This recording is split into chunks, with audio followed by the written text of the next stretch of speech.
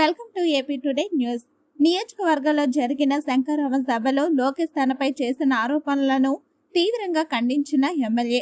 ఈ సందర్భంగా జామి మండల కేంద్రంలో ఏర్పాటు చేసిన పత్రికా సమావేశంలో ఎమ్మెల్యే మాట్లాడుతూ, రాబోయేది ఎన్నికల కాలమని, ఇక నుంచి ఇలాంటి ఆరోపణలు చాలా చేస్తారని, ఇవేమీ ప్రజలు నమ్మే స్థితిలో లేరని, నేను శాసనసభ్యుడిగా ఎన్నికైన కొన్నాళ్ళ వరకు ఇతను స్థానికుడు కాదు అని, ఎప్పుడూ స్థానికంగా ఉండరని ఆరోపించి, ఇప్పుడు అత్తవారు ఇచ్చిన స్థలంలో ఒక ఇల్లు నిర్మించుకొని అక్కడ స్థిర నివాసం ఏర్పాటు చేసుకుని ఉంటే ఇటువంటి ఆరోపణలు చేస్తున్నారని, ప్రజలు అన్ని గమనిస్తున్నారని, వీరి బాధ అంతా వీరు అధికారంలో ఉన్నప్పుడు జరిగినట్టుగా అవినీతి ప్రస్తుతం జరగటం లేదని, ఇవన్నీ ప్రజలు గమనించి ఎక్కడ తిరిగి జగనన్న ముఖ్యమంత్రిని చేస్తారనే భయం నుంచి వచ్చిన ఆరోపణలు అని, వారి హయాంలో జరిగినంత అవినీతి మా ప్రభుత్వంలో జరగలేదు అన్నారు. ప్రజలంతా గుర్తుంచుకున్నారని, మీరు ఎన్ని ఆరోపణలు చేసినా రాబోయే ఎన్నికలలో ప్రజలు మిమ్మల్ని పాతాళంలోకి తొక్కడం ఖాయమని అన్నారు.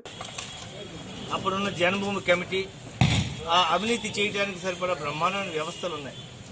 ఈరోజు జగనన్న ముఖ్యమంత్రి అయినాక గాంధీ గారు కళ్ళకన్న గ్రామ స్వరాజ్యం అని ఈరోజు ఈ రెండు వ్యవస్థల ద్వారా పైసా అవినీతి లేకుండా ఈరోజు సంక్షేమ పథకాలు ఇంటికి వెళ్తా ఉన్నాయి.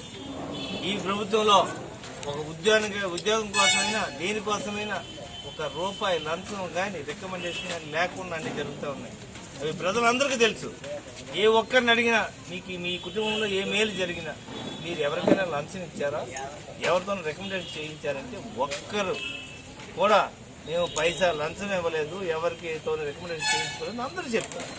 అయితే కేవలం ఈ పత్తి చొక్కాలు వేసుకున్న ఈ తెలుగుదేశం పార్టీ నాయకులకి కార్యకర్తలకి, అదేవిధంగా జనసేన నాయకులకి కార్యకర్తలకి వాళ్ళు మాత్రం వాళ్ళు ఏమేమి అవినీతి చేశారు అవన్నీ కూడా ఆ లిస్ట్ అలాగా వాళ్ళ దగ్గర ఉంది. ఆ లిస్టుని తీసుకొచ్చేసి మా ముఖ్యమంత్రి గారికి నాకు తగ్గిస్తారు. ఈరోజు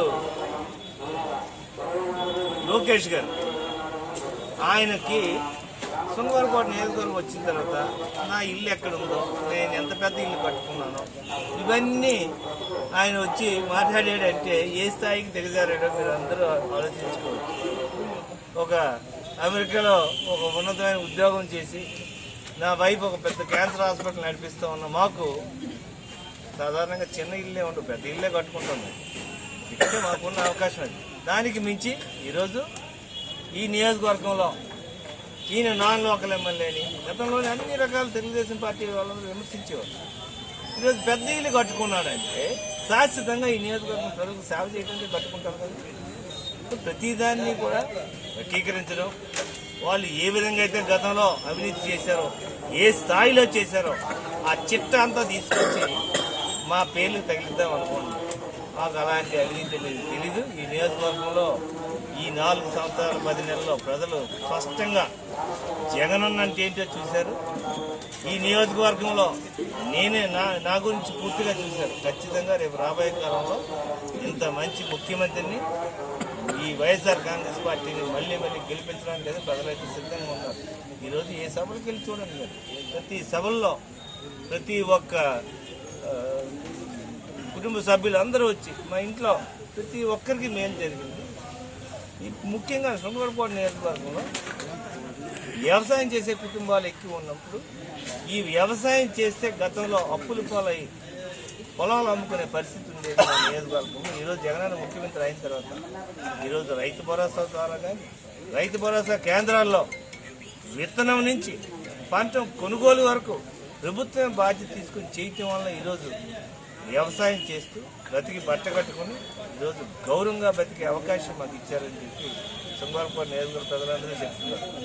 అయితే గతంలో ఎన్ని మోసాలు చేశారో తెలుగుదేశం పార్టీ నాయకులు పెద్దలు, ఎన్ని అవినీతి కార్యక్రమాలు చేశారో అవన్నీ, ఎన్ని అబద్ధపు మాటలు చెప్పారో, ఎన్ని అబద్ధపు హామీలు ఇచ్చారో అవన్నీ కూడా ఈ నియోజకవర్గ ప్రజలందరూ చెప్పాలను.